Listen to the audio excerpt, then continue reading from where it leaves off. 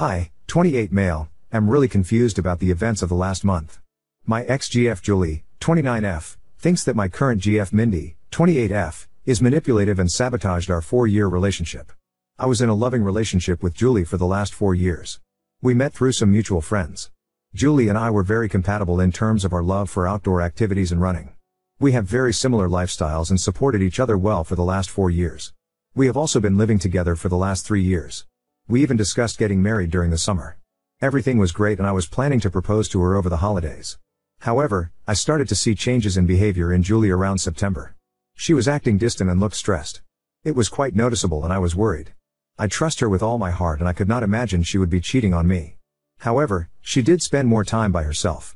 Around the same time, Julie's friend Mindy messaged me privately and asked me if I could meet her secretly, as she wanted to tell me something about Julie. Mindy and Julie work together and I have known Mindy ever since I started dating Julie. I was surprised, but to be honest, I assumed the worst. I met her at a cafe after work. She asked me if things were going okay between Julie and me. She told me that Julie told her that she was planning to leave me soon. This was a total shock to me. I asked her if there was anyone else that Julie was interested in and she told me no. Julie confided in her that she was not sure about marrying me. She told me she just had to tell me this as she did not want me to be blindsided. I was devastated. I started putting more effort into making our relationship more exciting and planning more dates, etc. Mindy was also helping me through this time, and telling me more about what Julie told her. Eventually, before Thanksgiving, Julie told me that she loved me, but she wanted to take a break for a month to live alone. She said that she just wanted to live alone for a month to make sure she wanted to marry me. I was completely heartbroken. I asked her if she wanted to pursue someone else. She told me that was not the case, and I better not do anything stupid either. She loves me with all her heart, but she just wants to stay away from me to make sure that she is marrying me for love, and not because she is used to being with me. I did not understand that at all. I told her that if she is not sure after 4 years, if she wants to marry me, then maybe we should just break up. We had a big fight and broke up after a few days. As our lease was ending, we decided to part ways in December. She got a new apartment and I kept our old apartment and just took her name off the lease. After the breakup, I was feeling very lonely, as I was not used to being in the apartment alone. I didn't want to keep on being sad and hence invited a bunch of friends for a New Year's party. I also invited Mindy. We had a good time, and my friends were doing their best to cheer me up. Mindy also mingled with my friends and it was good. Mindy decided to stay back to help me clean up and we hooked up that night. I felt guilty, but Mindy did cheer me up. Since then, we have hung out almost daily at my place. I am still sad about Julie, but I won't lie that being with Mindy does make me feel happy. She is sweet and caring. Last Sunday, we woke up and someone was banging on the door. I went to open it and it was Julie. She looked furious and started yelling at me. She kept on accusing me of cheating on her. I told her I most certainly did not cheat on her, and she was the one who broke up with me. Mindy was also at my apartment. Julie was just angry at both of us. She started calling Mindy a manipulative bitch and told me that Mindy was the one who suggested to her that she should take some time away from me to understand her true feelings. I calmed her down and asked her to explain herself. She told me that ever since our marriage talk, she told Mindy about it and Mindy kept on asking Julie if she was sure about marrying me. Mindy suggested she take some time to herself to understand her true feelings and that I will understand and give her space. When I said no, Mindy convinced her that I was so controlling that I could not even give her 1 month to herself and convinced her to break up with me. Mindy told me that she did not say any such things, and these were all Julie's ideas and she was just there during these conversations. She did tell Julie that she told me about some of the things so that I get a chance to make things right with her over the last few months.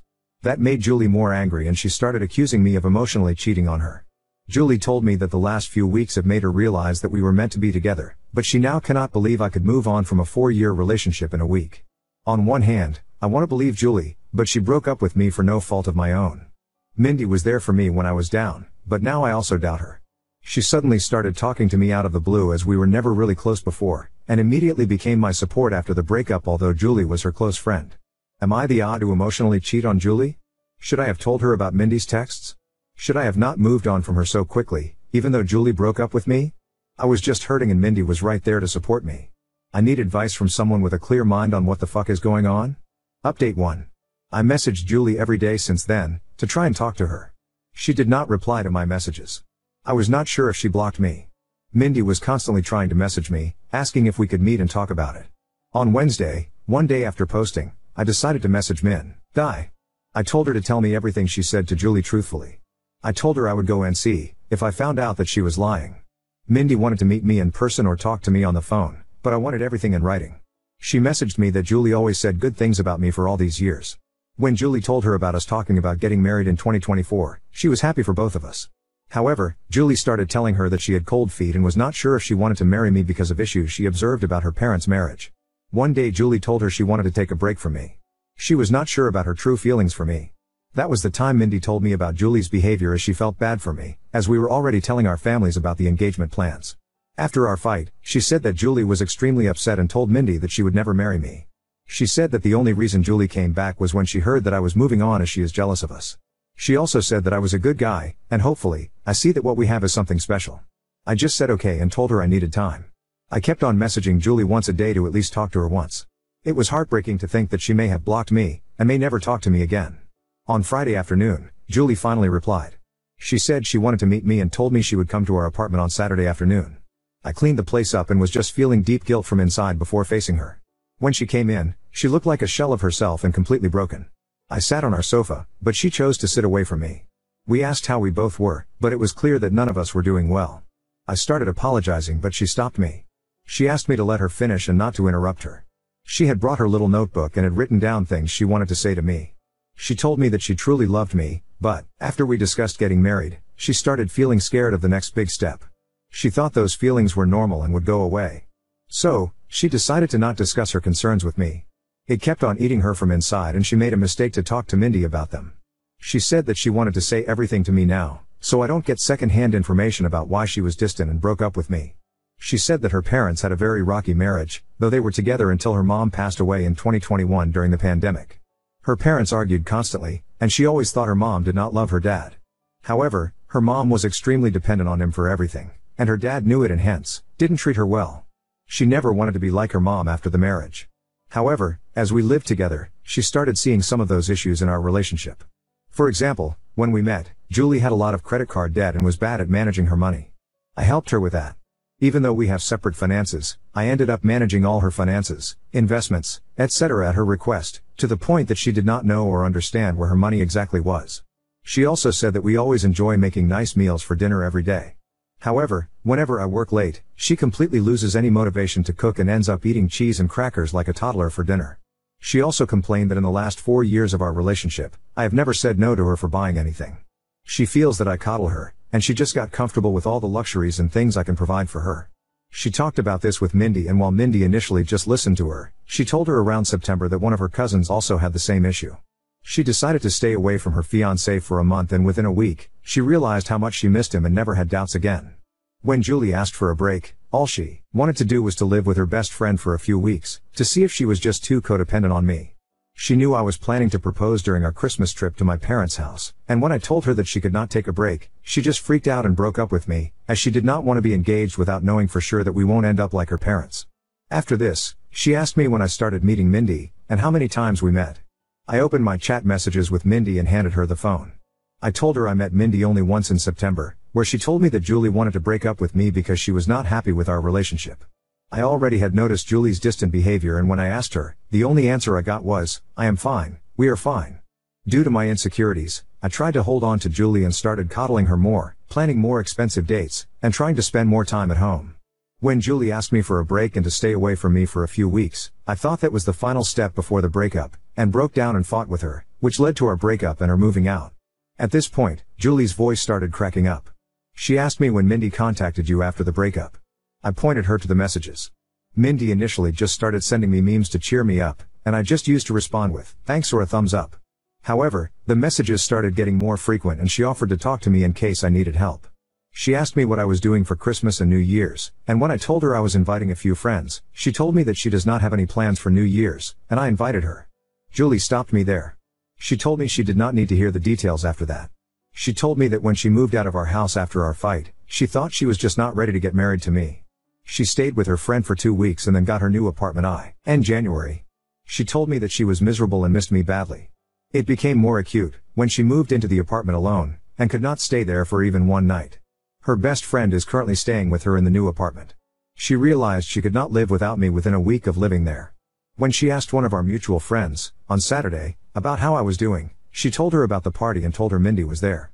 It did not make sense to her why Mindy would be at the party. She concluded that Mindy and I were having an affair during our relationship, and that was the reason Mindy must have tried to break us apart, by constantly telling her that she should not get married if she had doubts. When she saw Mindy in our apartment on Sunday, she completely broke down. However, when she learned that Mindy was also talking to me and telling me the opposite things, she realized how naive she was to throw everything away without properly talking to me first. As hurt as she is seeing me with Mindy, she also does not want to lose me. She kept on calling herself an idiot and apologizing for not telling her concerns to me sooner. I sat next to her and tried to hug her, but she moved away. She asked me if I was willing to still be together, and I told her I would give anything to get her back. She told me she was also willing to forget what happened, but she had a few conditions.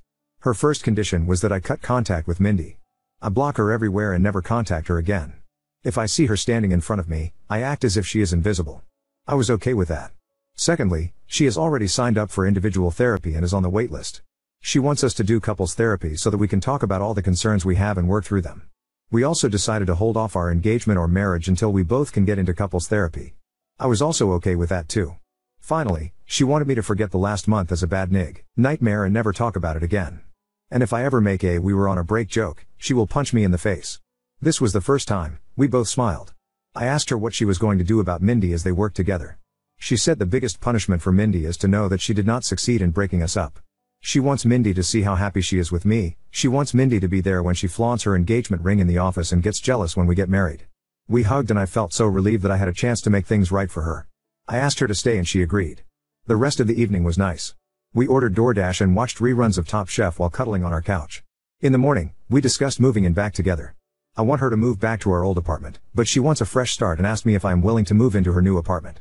Her new apartment is tiny compared to our current apartment and also not in the best neighborhood, but we will talk about it more and decide.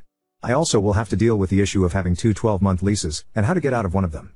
Currently, Julie went to her apartment after lunch to get some of her stuff for the week and I am writing this post. I am just so lucky that I did not lose Julie despite my terrible actions during the last month.